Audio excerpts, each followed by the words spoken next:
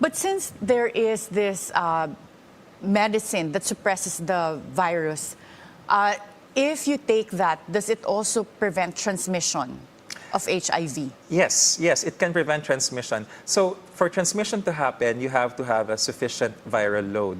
How is it measured? You look at the blood, you draw the blood. There is a test that allows us to actually count the number of viral copies.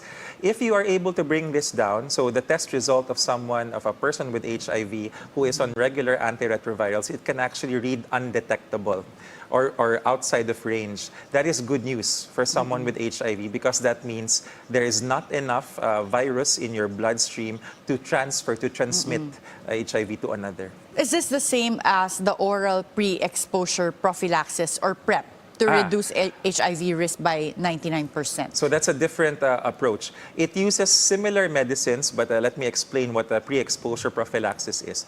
The ARV is for those who already have HIV, so that you don't go to AIDS. The pre-exposure prophylaxis is for people who are still negative to HIV, but would want to protect themselves from getting it.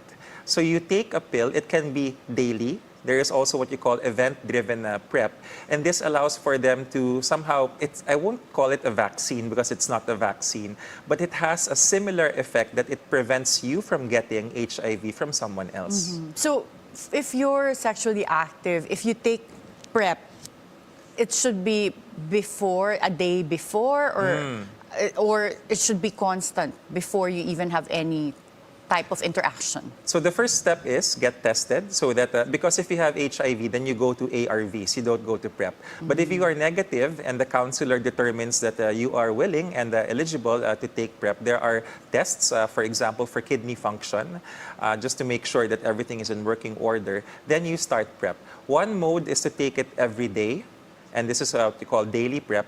Another mode is what you call event-driven PrEP, or EDD, event-driven dosing, where there is a particular sequence within 2 hours, 2 hours before any sexual activity or event, as you call it.